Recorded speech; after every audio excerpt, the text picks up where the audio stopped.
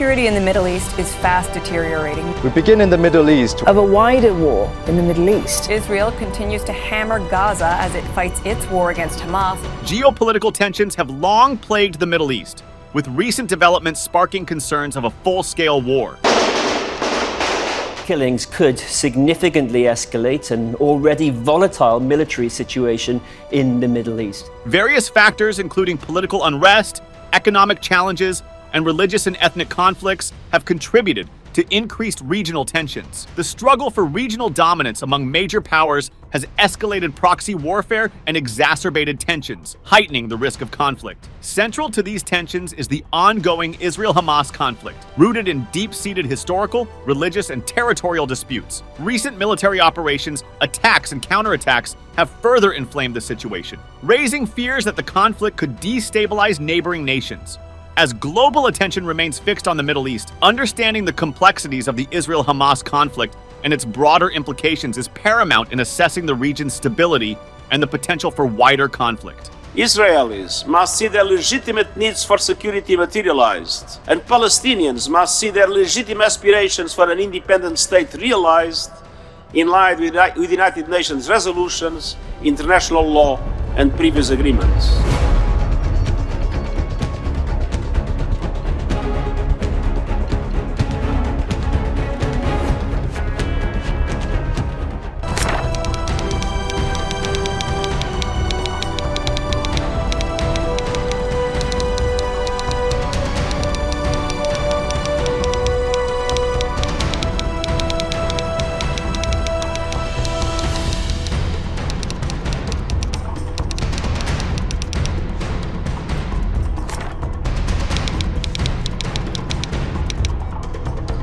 There are important events that could lead to a full-blown war in the Middle East, and the situation in Gaza is presently a major cause of concern due to the ongoing battles in Khan Yunis. The high death toll, ongoing combat in Khan Yunis, U.S. intelligence estimates of militant losses in Hamas, and the rejection of a hostage release deal by Israeli Prime Minister Netanyahu are the essential issues to examine. Tragically, many have lost their lives as a result of the fierce fighting in Gaza. As Israeli forces marched into western Khan Yunis in Gaza's bloodiest combat yet, Palestinian sources said that they encircled and bombed 2 hospitals, impeding trauma treatment for the wounded.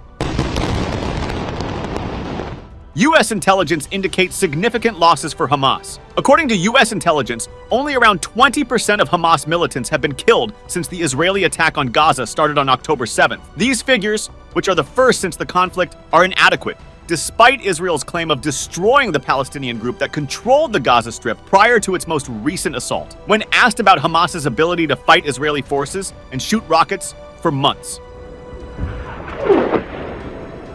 The Wall Street Journal quoted an intelligence assessment from December 2023. Israeli authorities have estimated 16,000 wounded Hamas fighters, with half of them probably not coming back to battle, according to the story. The issue is complicated by Israeli Prime Minister Netanyahu's rejection of a hostage release plan. Prime Minister Benjamin Netanyahu rejected Hamas's ceasefire and hostage release requests, which would have left Hamas in control of Gaza and Israel out of the fight. Israel will not agree to a cessation of hostilities with Hamas after the horrific attacks of October 7th. Calls for a ceasefire are calls for Israel to surrender to Hamas, to surrender to terrorism, to surrender to barbarism. That will not happen. Such a plan reflects hardened stances and a reluctance to negotiate. This position raises concerns about escalation and the difficulty of resolving the crisis. الذي يجري هو محاولة جديدة لإزالة المخيم عن الوجود وتهجير أهله. إن جنين البطلة ومخيمها العنيد الصامد عصية على الاحتلال وغزواته مثلها مثل بقية مدننا وقرانا ومخيماتنا.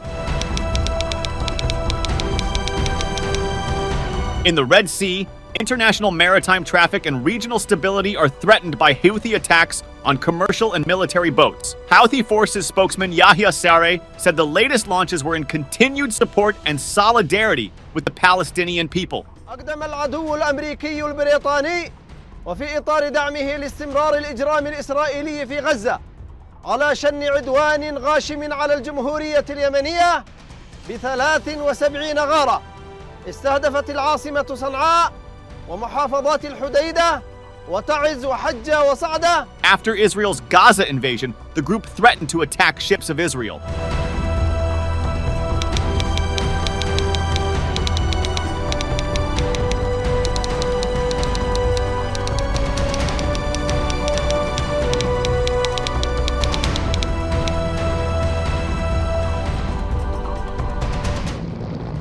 The Houthis are an armed political and religious group which champions Yemen's Shia Muslim minority, the Zaydis. They declare themselves to be part of the Iranian-led axis of resistance against Israel, the US and the wider West, along with armed groups such as Hamas and Lebanon's Hezbollah movement. The group emerged in the 1990s and takes its name from the movement's late founder, Hussein al-Houthi. The current leader is Abdul Malik al-Houthi. In the early 2000s, the Houthis fought a series of rebellions against Yemen's authoritarian Ali Abdullah Saleh in an attempt to win greater autonomy for the group's homeland in the north of Yemen. According to a senior U.S. military officer, Iranian-backed Houthis have attacked 14 nautical and commercial vessels in the Red Sea, at least 100 times in the past 30 days. In response to the strikes, U.S. Defense Secretary Lloyd Austin announced a coalition of at least 11 nations to secure the Red Sea. In the Red Sea, we're leading a multinational maritime task force to uphold the bedrock principle of freedom of navigation. Iran's support for Houthi attacks on commercial vessels must stop. Now, we'll continue to provide Israel with the equipment that you need to defend your country, Mr. Prime Minister. The marine security of the region is greatly affected by the attacks in the Red Sea. Given this waterway's strategic importance, any disturbance to it might trigger a domino effect on international trade and energy supply. More strikes might escalate regional tensions, prompting stricter security measures and perhaps even the militarization of the Red Sea. Vessel attacks make us wonder how susceptible marine infrastructure is and how urgent it is to work together to protect global commercial corridors. Both regional and international stakeholders are worried about the possible financial consequences of ongoing attacks on the Red Sea's maritime traffic. The international community is alarmed about Houthi Red Sea attacks. The rising violence and the risk of regional conflict have alarmed governments and international organizations. The United Nations Security Council passed Resolution 2722 on January 10, 2024, denouncing the attacks by the Houthis and demanding an end to them. The resolution also reaffirmed the right to freedom of navigation and highlighted the existing arms embargo against the Houthis. Et 4 abstentions. Le projet de résolution est adopté en tant que résolution 2722.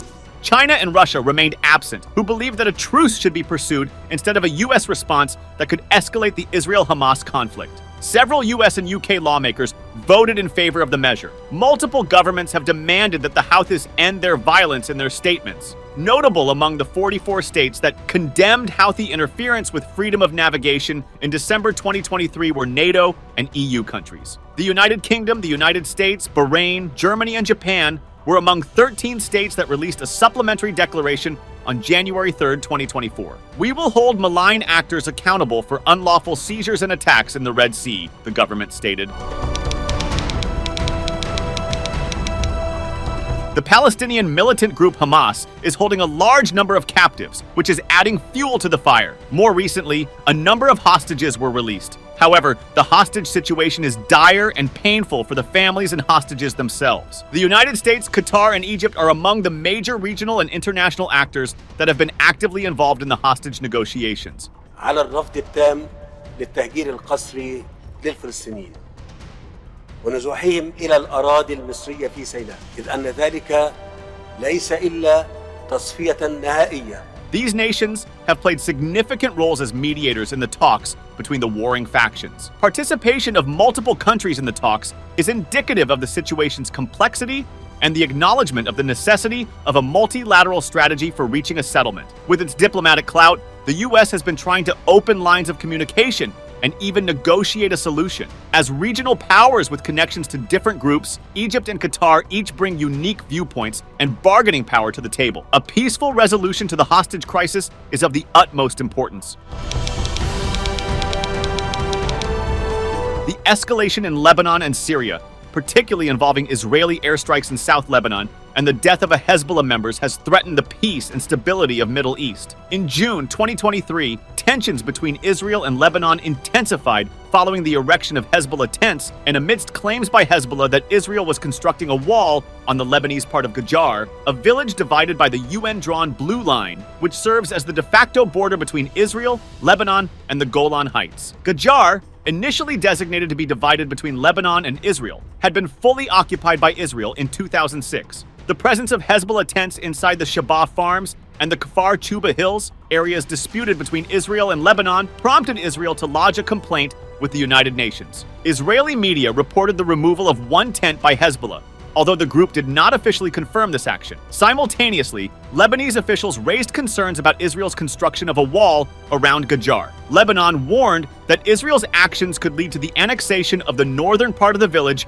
into the Israeli-controlled area. This situation added to the existing tensions, reflecting the complex territorial disputes and long-standing animosities in the region. Meanwhile, Israeli airstrikes on Hezbollah in South Lebanon have shaken the entire region. On December 27, 2023, an Israeli airstrike damaged 2 vehicles near a Lebanese army checkpoint in South Lebanon, killing a Hezbollah member and a woman and wounding many others. An Israeli push toward targeted executions in Lebanon surfaced after more than 3 months of near-daily border fighting with Hezbollah fighters during the Gaza crisis. Historically, Hezbollah has been a regional power and Iran's partner. Israel-Hezbollah enmity has increased after one of its members died, sparking concerns about a broader conflict. The United Nations Interim Force in Lebanon, UNIFIL, the peacekeeping force stationed along the border, has announced its investigation into the incidents. Describing the current situation as extremely severe, UNIFIL has issued a plea for all parties involved to refrain from any actions that might contribute to the escalation of tensions in any form.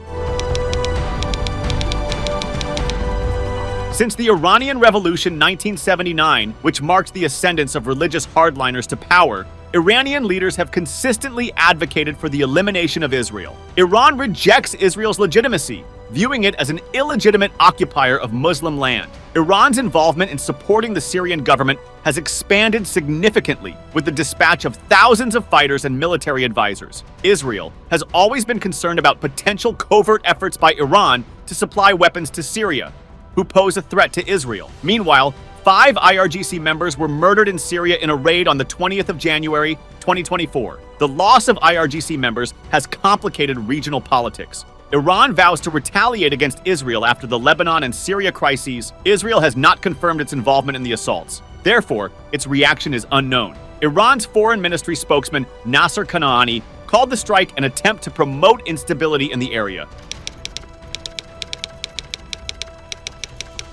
20 years after the U.S. invaded Iraq, in blinding explosions of shock and awe, American forces remain in the country in what has become a small but consistent presence to ensure a check on probable militancy. Simultaneously,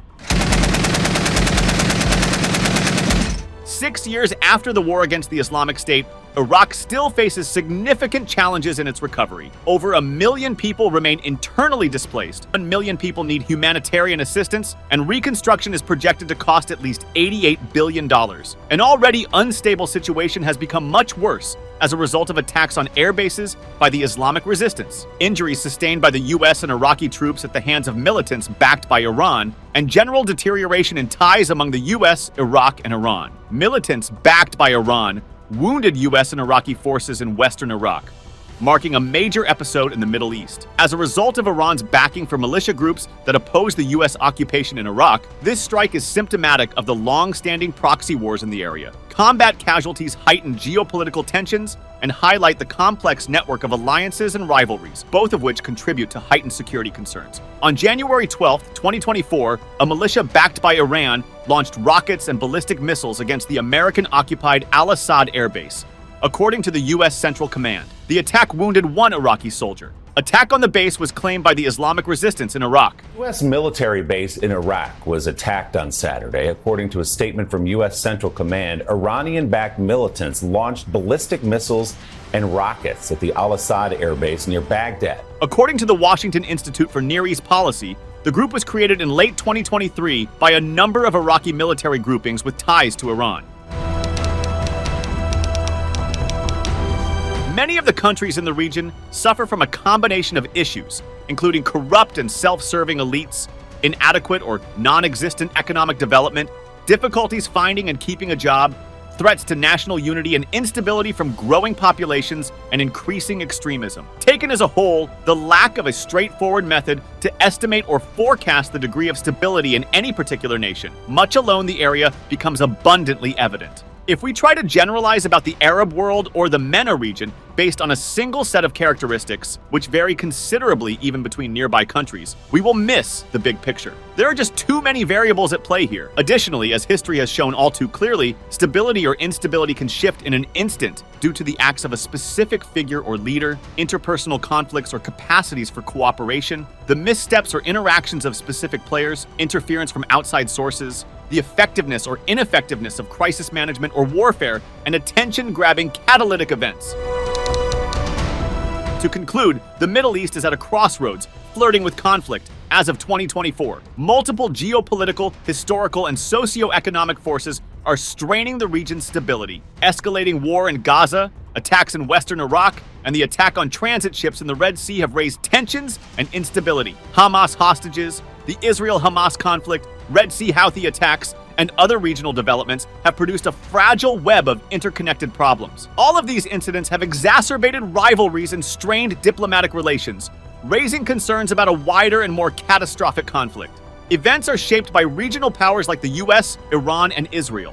Foreign parties like Qatar, Egypt, and international organizations demonstrate the region's instability's global impact. Traditional tensions and unresolved grudges worsen the situation and could lead to war. The region's history of rising tensions and outright confrontations makes each episode a potential ignition point for further conflict. Collaboration to address conflict root causes, promote understanding, and promote sustainable peace has never been more important for the international community. Despite the hurdles, diplomatic interventions can prevent a full-scale war in the Middle East.